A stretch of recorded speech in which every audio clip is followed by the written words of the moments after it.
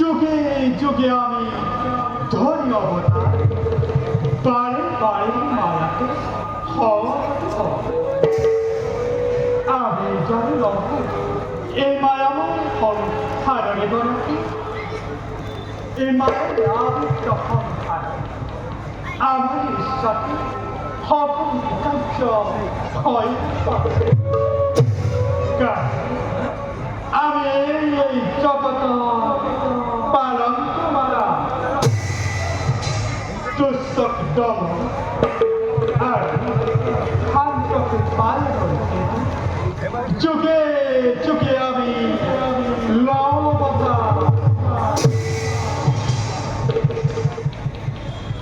ব্রহ্মা পুত্র কর্ম আর পৃথিবীর একশক্তি সম্রাট মরণ কন্যা দেবভূতি আমার পরম ভক্ত দুয়োৰে মাজত বৈবাহিক সম্পৰ্ক স্থাপন কৰি কৰ্তমানে ঔৰভক্তি আৰু দেৱভূতিৰ গৰ্ভধামী কপিল ৰূপে লবতা আৰু আনফালে বাহুতি হোৱাৰ বাবে গৌৰী নন্দন গণেশে আছে কৰে অভিমান গণেশৰ অভিমান ভঞ্জন কৰি গণেশৰ দ্বাৰাই মৌখিকা সুৰৰে জয় প্ৰসন্ন কৰিব লাগিব জয় প্ৰসন্ন কৰি এই মৌখিকা কৰি আমার ইচ্ছাত এমন রূপে লাভ করি গণেশ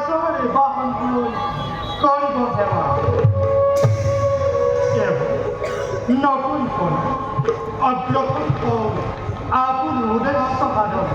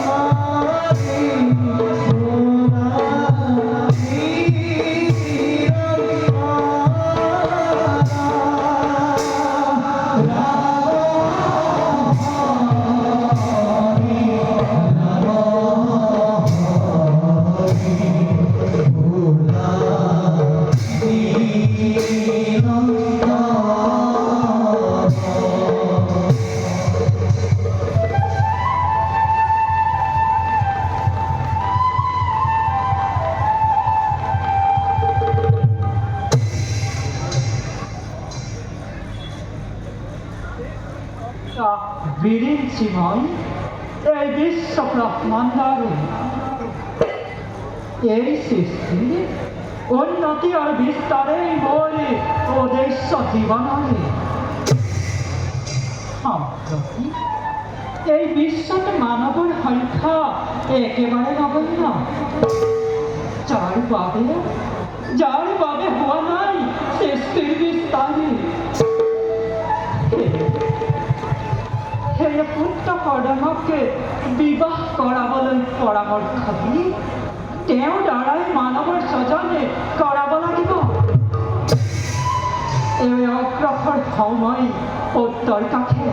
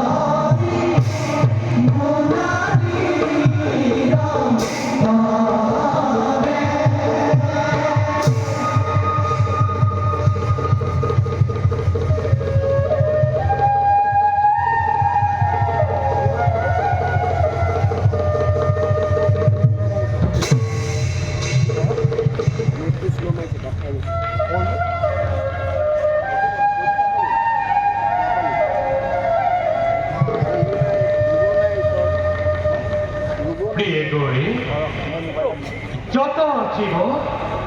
তত শিৱ প্ৰত্যেক জীৱতে বিৰাজমান আমি প্ৰথমে কৰ্তা বিষ্ণুৰ আদেশ সংহাৰ কৰ্তাৰ ভাৰ বহন কৰি বিশ্ব ব্ৰহ্মাণ্ডত হোৱা অন্যায় অনাচাৰ ৰুদ্ৰ ৰূপ ধাৰণ কৰি এই ফুলে মই কৰিছোঁ নিষেধ সেয়ে নাম মোৰ ৰুদ্ৰ ভক্তৰ ভক্তি সহজে তুষ্ট হোৱাৰ বাবেও ভক্তই পূজে আমাক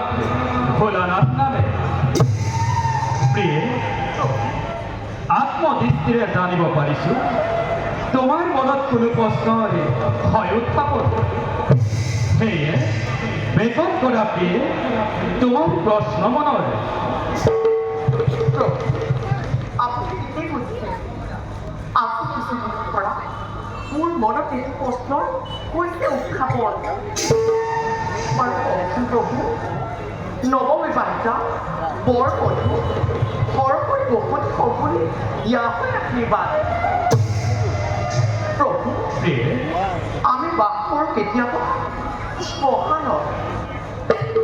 আৰু কেতিয়াবা মোৰ মাজত আমাৰ প্ৰকৃতি স্থলৰ কথা জগতৰ সকলোৰে বিদিত তথাপিও দিয়া হয় এই আশীৰ্বাদ প্ৰিয়ে প্ৰভু এই প্ৰশ্ন কিছুদিন পূৰ্বে মোৰ মনতো হৈছিল উত্থাপন কিন্তু প্ৰভু বিষ্ণুৱে দিলে মোক ইয়াৰ উত্তৰ প্ৰভুৰ মতে তোমাৰ আমাৰ প্ৰেমত নাই কোনো স্বাৰ্থ তোমাতে মতে নাই কোনো প্ৰভেদ মোৰ সুখত সুখী হৈছা আৰু মোৰ দুখত তুমি দুখী হৈছা আমাৰ প্ৰেম অমৰ সেয়ে নৱবিবাহিত বৰ বধূক হৰ অগৰীৰ ভগৱতী হওক বুলি দিয়া হৈ আশীৰ্বাদ যাতে সেই নৱবিবাহিতৰ দম্পতীৰ প্ৰেমো তোমাৰ আমাৰ প্ৰেমৰ দৰে হয় অমৰ বুজিলোঁ প্ৰভু বুজিলোঁ সৰগৰী বহুতী অৰ্থ তেন্তে ব'ল আপীয়ে এতিয়া আমি আপোন কৰ্তব্য সংগ্ৰহ বলক প্ৰভু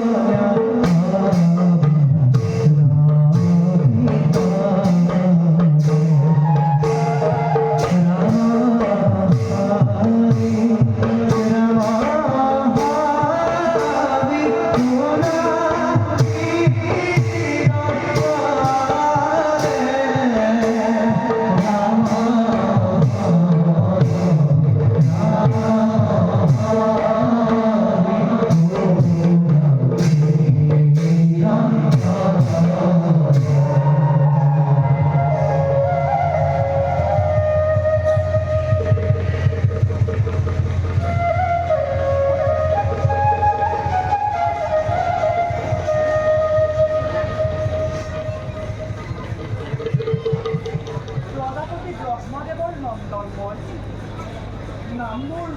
কৰদম। শ্ৰী বিষ্ণুক আৰাধনা কৰাৰ বাবে নাই মোৰ একোতে অভিলাষ।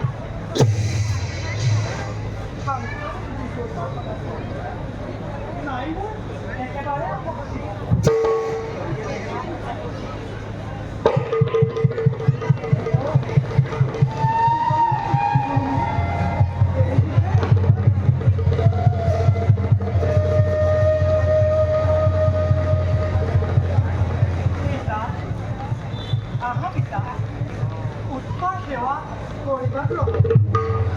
ওঠা পুত্ৰ কদম, আহিলোঁ মই তোমাৰ তাতে এটি বিশেষ উদ্দেশ্য লৈ। কোৱাচোন পুত্ৰ, মোৰ এই উদ্দেশ্য তুমি কৰিবানে পূৰণে? পুত্ৰ, তুমি মোৰ চিৰপূজনীয়। কোৱা পিতা, তোমাৰ কি উদ্দেশ্য এই পুত্ৰ কৰ্দমে কৰিব পূৰণ? কদম, তোমাৰ জ্যেষ্ঠ ভাতৃদ্বয় দক্ষ আৰু হুৰুচিয়ে সংসাৰ ধৰ্ম পালন কৰি যদিও বা মানৱৰ কৰিলে স্বজানে, সেয়া অতিকে নগণ্য। সেয়া পুত্ৰ, তুমিও এগৰাকী কন্যাৰ সন্ধান কৰি বিবাহ পাশত আবদ্ধ হৈ মানৱৰ স্বজনে কৰিব লাগিব। ক্ষমা কৰিবা পিতা, বিবাহ পাশত আবদ্ধ হ'বৰ বাবে নাই মোৰ একেবাৰে ইচ্ছা। কদম, পিতা, এয়া মোৰ আদেশ। এই আদেশ পালি তুমি বিবাহ পাশত আবদ্ধ হ'বই লাগিব। এনে মই আহিলোঁ।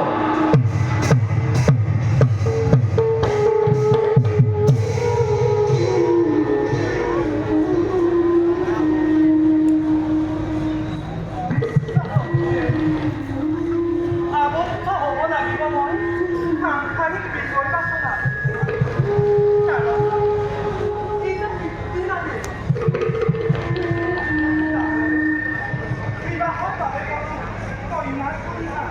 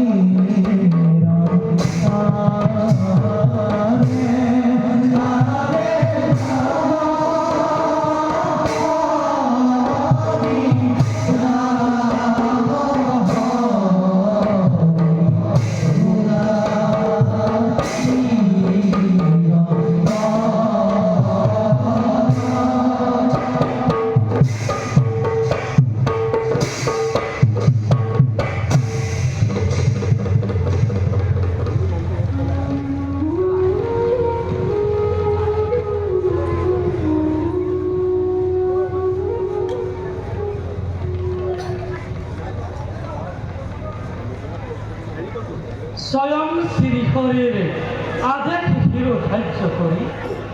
সমগ্ৰ পৃথিৱী কৰিছোঁ সাক্ষী। মই এই পৃথিৱীৰ এক শক্তি অধিপতি, নাম মোৰ মনু। মন্ত্ৰী মহাৰাজ, আমাৰ এই দুহিতা প্ৰসূতি আৰু আকৃতি প্ৰজাপিতা ব্ৰহ্মদেৱৰ দুয়ো পুত্ৰ দক্ষ আৰু পুৰুষীৰ হাতত কৰিলো। এতিয়া মোৰ কনিষ্ঠ কন্যা দেৱসূতি এজন সুযোগ্য পাত্ৰৰ হাতত গতাব পাৰিলে সাৰ্থক হ'ব মোৰ জীৱন। মহাৰাজ, দিয়ে যদি অনুমতি বেকত কৰোঁনে এটি মনৰ ইচ্ছা। বেকত কৰক মন্ত্ৰীবৰ, আনন্দ মনে দিছো অনুমতি। মহাৰাজ, যিহেতু ব্ৰহ্মদেৱৰ দুই পুত্ৰৰ হাতত ৰাজকুমাৰীৰ প্ৰসূতি আৰু আকৃতিক অৰ্পণ কৰা হ'লে, সেয়ে ব্ৰহ্মদেৱৰ কনিষ্ঠ পুত্ৰ কৰ্দমলৈকে ৰাজকুমাৰী দেৱসূতিক কৰক অৰ্পণ। মোৰো ইচ্ছা আছিল মন্ত্ৰীবৰ, কৰ্দমাৰ হাততে দেৱসূতিক অৰ্পণ কৰা। তেওঁ যে এই সাংসাৰিক বিষয় বাসনাৰ পৰা সম্পূৰ্ণ আঁতৰ।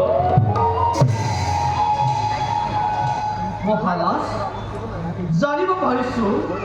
বিশ্বত মানৱৰ সংখ্যা বঢ়াবৰ বাবে ব্ৰহ্মদেৱে কৰ্দমক বিবাহ পাশত আবদ্ধ হ'বৰ বাবে আদেশ কৰিছে। আৰু সেই পিতৃৰ আদেশৰ বাবেই সমগ্ৰ বিশ্বত কৰ্দমে বিবাহৰ বাবে কন্যা কৰিছে সন্ধান। মন্ত্ৰীবৰ, আপোনাৰ কথন যদি হয় সত্য, তেন্তে নিজে গৈ আমি কৰ্দমৰ হাতত দেৱসূতিক কৰিম অৰ্পণ। আজিলৈ সভাই মনতে ভংগ কৰা হ'ল।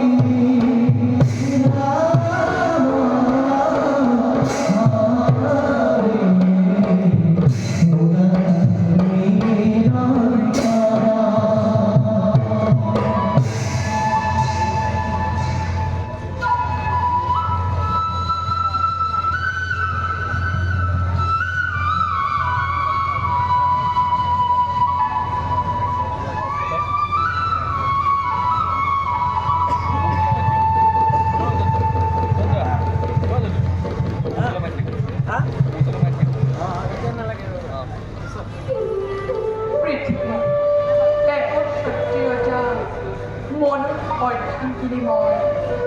নামৰ সতৰূপা ৰাজকাৰী কৰি ৰাজকাৰীগৰ কিন্তু নাই মোৰ সুখ সময় মনতো কাৰণ আজি পৰ্যন্ত অবিবাহিতভাৱে আছে মোৰ কন্যা দেৱপতি চাৰিওফালে উপযুক্ত পাত্ৰৰ সন্ধান কৰি আজ আমি বিফল এতিয়া প্ৰভু সেইপৰি ভৰসা আমাৰ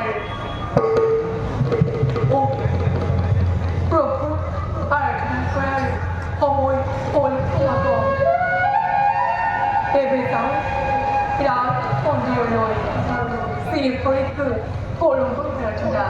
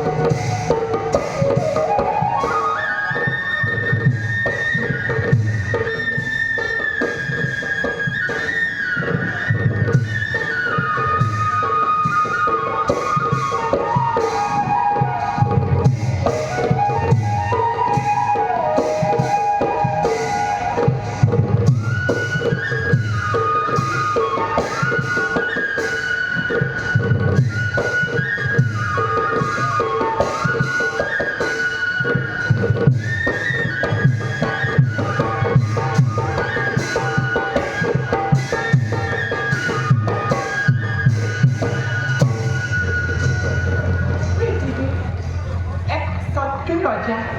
Monoduh namun Dewoputi Pitamahasnya Pirenoi Anandong Kota Sujiko Rajaremon Rajo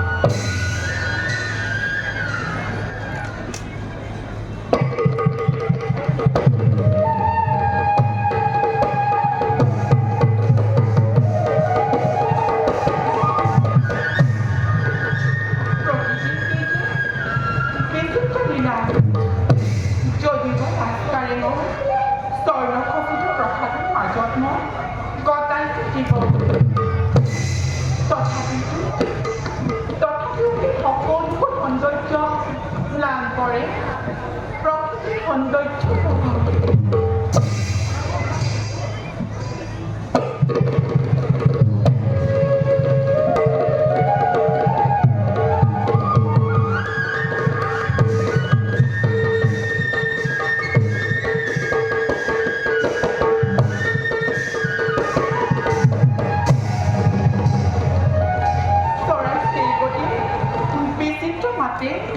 মন মোৰ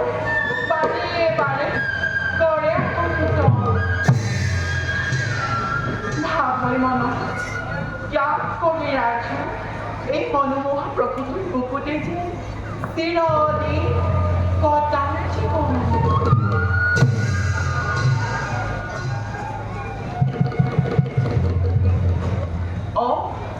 চাওঁতে চাওঁতে মনোমোহা প্ৰকৃতিৰ বুকুতে বহু সময় কটা নহয় খুব আকাশ ওজনো কিবা কৰেও কেতিয়াবাই ৰজনী মেলাৰ আৰম্ভণি দিলেহি দিয়ে সম্প্ৰতি যাওঁতে পিতা মাতাৰ সাক্ষী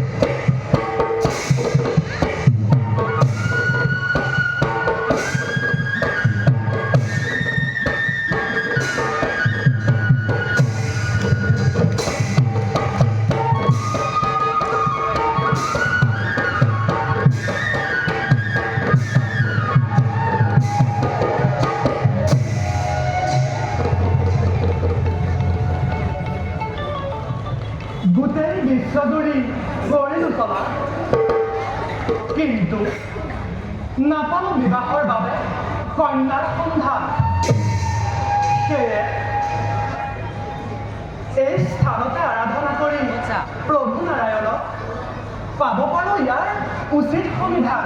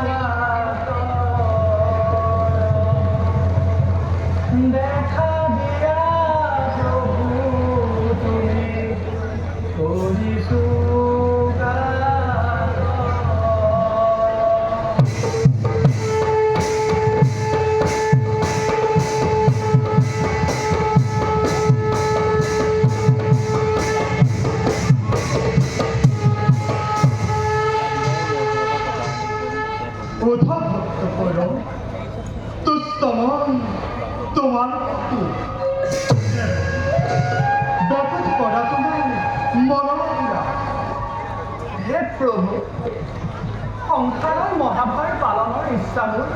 নাছিল মনত কিন্তু পিতা ব্ৰহ্মদেৱৰ আদেশ বিবাহ পাশত আবদ্ধ হৈ সন্তান জন্ম দি বিশ্ব প্ৰজাৰ সৃষ্টি কৰিব লাগে সেয়ে পিতৃৰ আদেশ পালে সমগ্ৰ বিশ্বজুৰি কৰিলো চলা কিন্তু নাপালো বিবাহৰ বাবে কন্যাৰ সন্ধান সেয়ে প্ৰভু আপুনি পথ প্ৰদৰ্শন কৰি পিতৃৰ আদেশ সফল হোৱাত কৰক সহায় প্ৰভু তোমাৰ মনৰ শীঘ্ৰেই হ'ব পৃথিৱীৰ ৰজা মনুৰ প্ৰথম কন্যা প্ৰকৃতি আৰু যেতিয়া কন্যা আতিথিক বিবাহ কৰালে তোমাৰ জ্যেষ্ঠ ভাতৃদ্বয় ৰাজনৰ ইচ্ছা কনিষ্ঠা কন্যা দেউ তোমাৰ হাততে কৰ্মৰ সেই উদ্দেশ্যে ৰাজন পত্নী কন্যা সহিতে যাব তোমাৰ আশ্ৰম সেই দেৱপতিকে বিবাহ কৰাই তুমি সন্তান জন্ম দিব পাৰিবা আৰু যথা সময়ে আমি তোমাৰ ঔৰসত আৰু দেৱপতিৰ গৰ্ভ পুত্ৰৰূপে জন্ম ল'ব মায়াৰ বন্ধনৰ পৰা মুক্ত হৈ কিদৰে পৰমাত্মাৰ লগতে মিলিব পাৰি তাৰেই তত্ত্ব জ্ঞান জগত কৰিম প্ৰচাৰ এবাৰ যোৱা তুমি লেজশ্ৰম আৰু ময়ো যাওঁ লেজৰ টাইপত মহাপ্ৰভু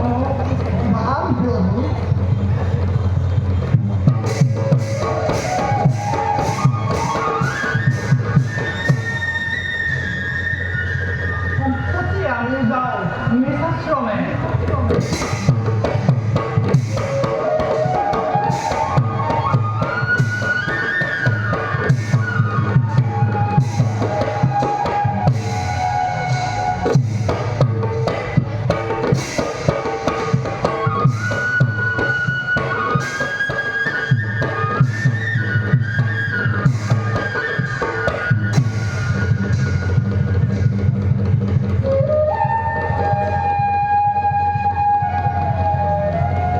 প্ৰণাম পিতা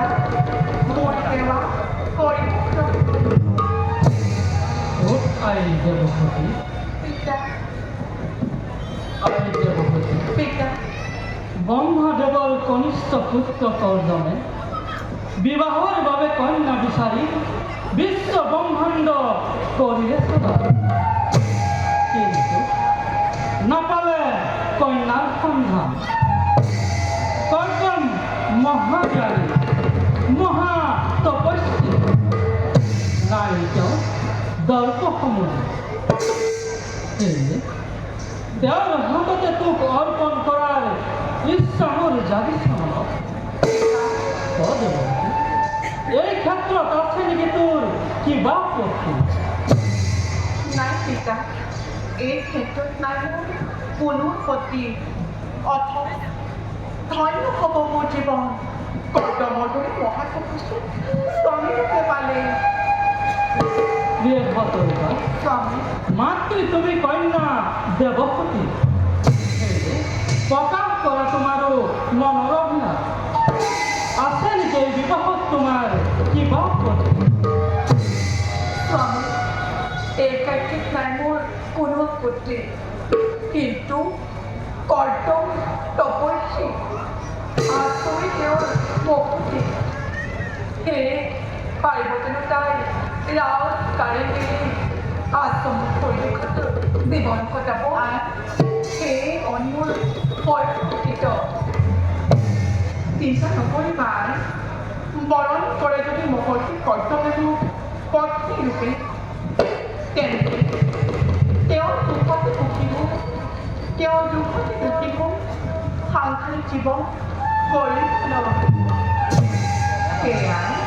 তুমি এনেকুৱা চিন্তা কৰা দেৱ আন পাৰ্বতীকৈ আশ্ৰমৰ পৰিৱেশত জীৱন কটাব তেন্তে এই বিবাহত আছে মোৰ পূৰ্ণ সমৰ্থন মন্ত্ৰীগণ মহাৰাজ নাই যেতিয়া কাৰোলৈ আপত্তি আটাই কালিলৈ যাত্ৰা কৰিম আমি কৰ্দমৰ আশ্ৰম এবাৰ গৌৰৱ মহাৰাজ যাওঁ আমি বিবাহৰ বাবে চলাওঁ প্ৰস্তুতি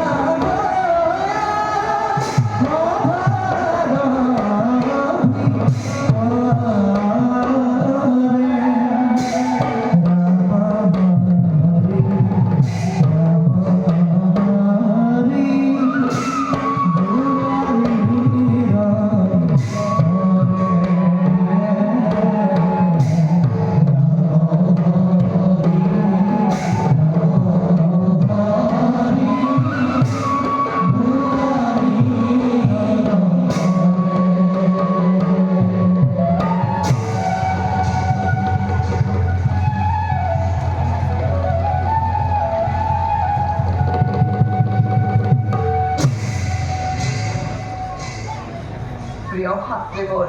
গজানন দাদা মহাদেবর পুত্র আমি রয়েছি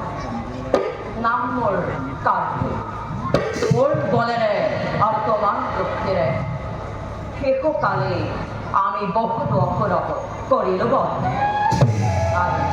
আর এই বিশ্ব ব্রহ্মাণ্ড করিল রক্ষা কিন্তু গণে দাদা বর্তমানে নাই কোনো অপর অর্থটা এই বলা আমিও যাও বিশ্ব ব্রহ্মাণ্ড পরিভ্রমণ অর্থেতু ও ভক্তি করে দৌড়ে এই বেনন্দিয়া সৃষ্টির সৌন্দর্য দাদা গণে বিশ্ব ব্রহ্মাণ্ড পৰিভ্ৰমণৰ নাম মোৰ একেবাৰে কাৰণ কাৰণ বিশ্ব ব্ৰহ্মাণ্ড পৰিভ্ৰমণৰ বাবে মোক বাহনৰ সব প্ৰয়োজন কিন্তু বৰ্তমান নাই মোৰ উপযুক্ত বাহন এই বিশ্ব ব্ৰহ্মাণ্ডৰ সকলো বাহনত যাত্ৰা কৰে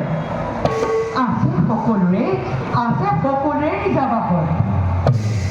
তোমাৰো আছে পিতৃদেৱৰো আছে আইৰো আছে নিজা বাহন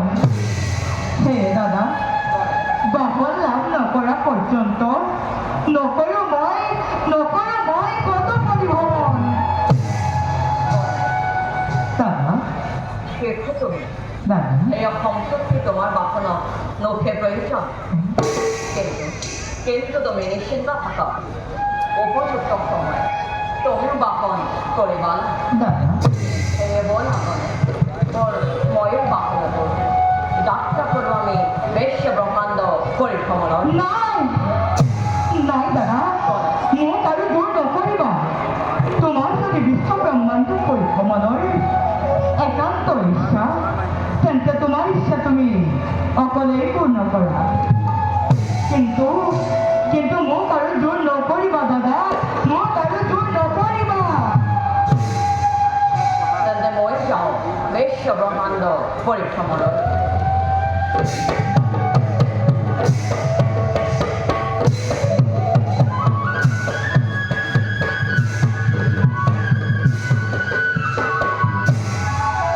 এবাৰ মই যাওঁ পিতা মাতাৰ দিব পাৰে পিতা মাতাই মোক বাহন লাভৰ পায়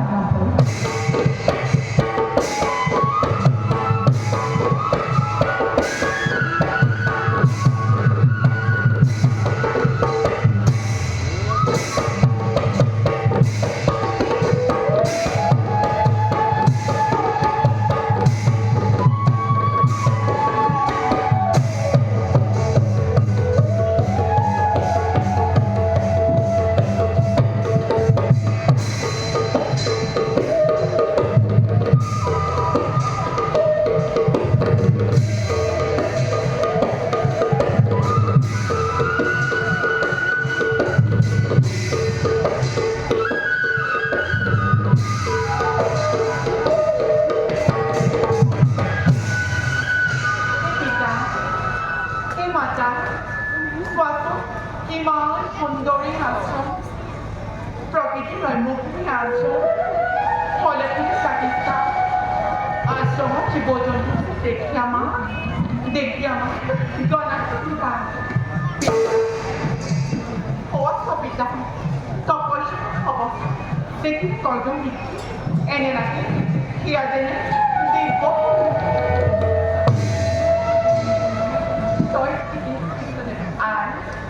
আশ্রমত পবিত্র হাতে মূল হয় এনেও বিভক্ত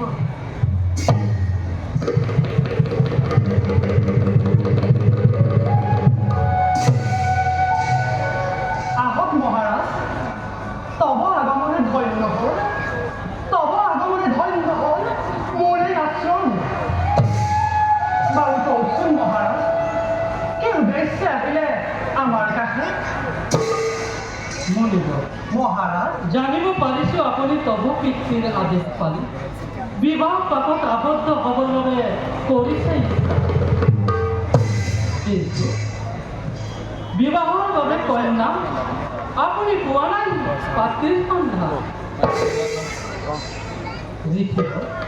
যিহেতু আপোনাৰ জ্যেষ্ঠ ভাতৃদ্বয়ে আমাৰ দুহিতা প্ৰকৃতি আৰু আকুতিক কৰাইছে বিবাহ। আমাৰ কনিষ্ঠা কন্যা দেৱহতী আপোনাৰ হাতত অৰ্পণ কৰাৰ ইচ্ছা জাগিছে মনত। জানো ঋষিবৰ, যাচি দিয়া কন্যাধনক জ্ঞানীজনে নকৰা অৱহেলা। সেয়ে ঋষিবৰ, দেৱহতীক গ্ৰহণ কৰি পূৰ্ণ কৰক মোৰ মনৰ কামনা। মহাৰাজ ভোগ বিলাসৰ প্ৰতি তিলমান নাছিলে শক্তি, কিন্তু পিতৃৰ আদেশ সন্তান জন্ম দি বিশ্বত প্ৰজাৰ সৃষ্টি কৰিব লাগে। সেয়ে পিতৃৰ আদেশ পালে প্ৰস্তুত মই তব কন্যাক গ্ৰহণ কৰিবৰ বাবে।